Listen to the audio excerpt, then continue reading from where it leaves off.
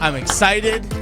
I'm ready to see Carolina just turn things right back around, prove that Sunday was an anomaly. A fluke. And everything is okay. Yes. And everything is okay. Graham Hill producing us this afternoon here on 99.9 The Fan. Dennis Cox alongside Louis Fernandez from WRAL Sports. Storm Watch with Adam Gold begins at 6 tonight. Okay, because the Canes game, 7 o'clock. Or puck drop just after 7. You can hear Mike Maniscalco, Trip Tracy with the call.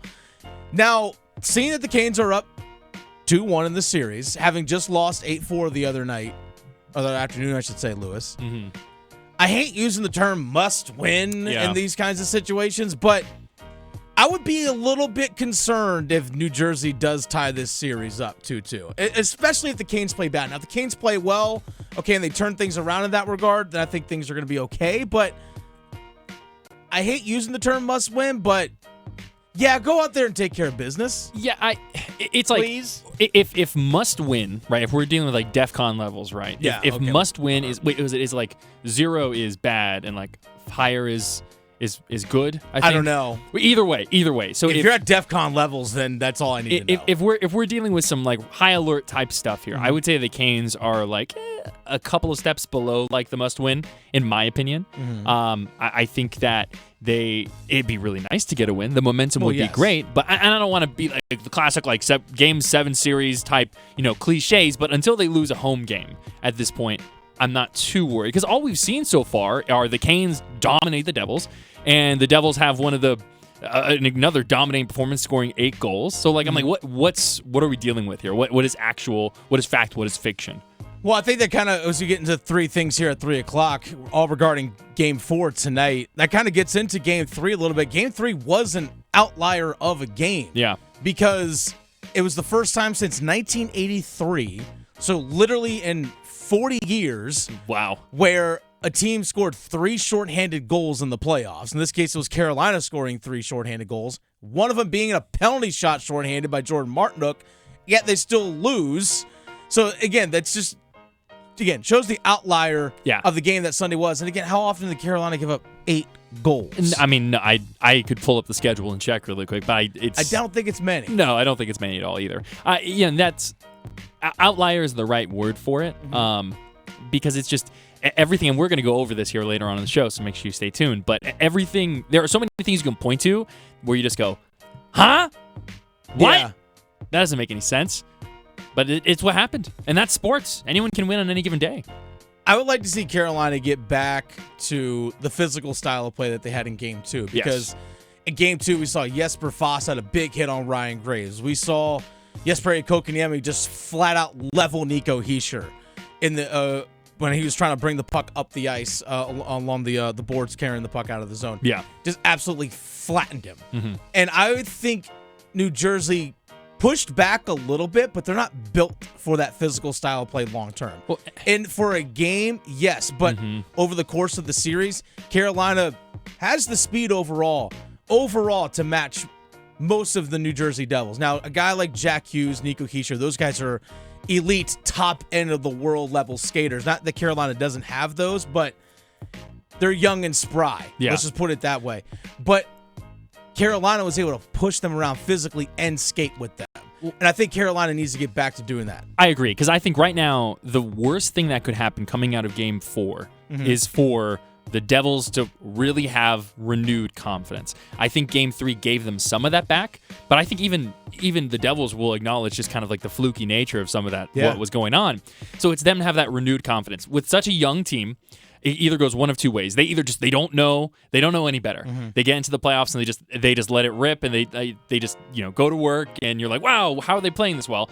Or you kind of beat the confidence out of them. You crush their soul and spirit like so many people do when they go and enter the workforce in the real world. Like that's kind of what you need to do if you're the Canes going against the Devils right now, is just snatch their soul. That's how I view this game for. That's going to be the biggest thing the Canes, at least not from if we want to get more ethereal about it, that's what the Canes need to do. And here's something as well that you pointed out. Yeah. They're a really young team. Yeah.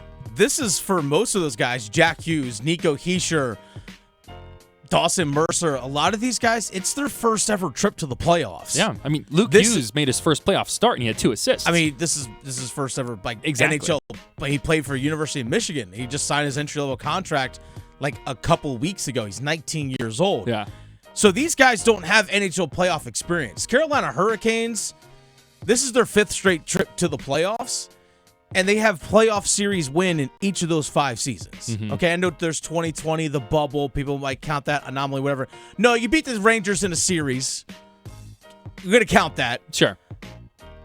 So this is where I think experience is going to pay off for them. Now, they did bring in guys like Andre Palat, who won a couple of Stanley Cups recently with the Tampa Bay Lightning. Mm-hmm. So having him in that locker room pays dividends beyond what you see on the ice. Yeah. But until you've actually done it and experienced it, you don't fully know. Yeah. You don't fully know, which kind of leads into the third point here today, the goaltending. Now, Freddie Anderson, his first 3 starts from Game 6 against the New York Islanders to the first 2 games, phenomenal. Played very well. Phenomenal. He only gave up 1 goal in each of those 3 starts. Yeah. Game 3 the other afternoon, not quite great. He did let up a soft one on that shorthanded goal, but here's the thing. It's not like everyone else in front of him was playing great and that he was just letting in leaky stuff. No. Overall, the team was just not good. He got pulled for Pyotr Kochetkov, who he himself gave up 4 goals in that game. Now, I think Carolina goes back to Antti Raanta. Now, Rob Brind'Amour yesterday. Now, Carolina did not skate this morning, all right? They did not have a morning skate, so we don't know officially who's starting today. Now, Rob Brind'Amour did say, hey, there are some options available for us if we choose to go into the bullpen. I think it depends on your situation. I mean, I think you'd like to ride a guy, but I think depending on how you use him during the year, depending on health issues, there's just everybody's a little different in the situations. I mean, we're obviously a little different. We've got 2 guys we used, really 3 throughout the year, and we had good success with them. So that's kind of where we're at. Okay, got options. Now, Antti Raanta been a little bit under the weather. That's why Pyotr been sick. Not the good way. Not in the good way. Now, Pyotr Kochetkov has had to back up each of the last 2 games, Games 2 and Game 3. Now, Rob Brind'Amour did talk about Antti Raanta and his potential availability. I'm not sure yet. So, I mean, hopefully, it's nice to have some options. But, until we reconvene here and see how he's doing, not sure. Okay, so no one knows anything. Nobody knows anything. Well, actually, people do know, but they're just not telling us. Now, here's actually where the goaltending situation, I think, actually favors Carolina. New Jersey's goaltending's been awful. Even though they just won the other day, they've given up 15 goals. Yeah. I pointed this out yesterday with Chris Lee. Carolina still scored 4. They still scored 4 for a team that was starved for goal scoring. We even had some stretches in that New York Islanders series where we're 2-1. Yeah. Carolina's going to be winning a lot of games 2-1, maybe 3-1. They still put up 4. Yeah. They put up 5 in Game 1. They put up 6 in Game 2, and they put up 4 yesterday. And Vitek Vanacek, who started, has been awful this postseason. He has a save percentage of .845. They had the legend, quote air quotes, of Akira Schmid. They had him in there. But then Akira. He gets pulled in each of the first 2 games. Are you going to go back to him today? I don't see how you can after your team just won. So we actually talked to Jamie Hirsch of the NHL Network yesterday. And I asked her the question of, hey, should New Jersey, even though they just won, be concerned about their goaltending?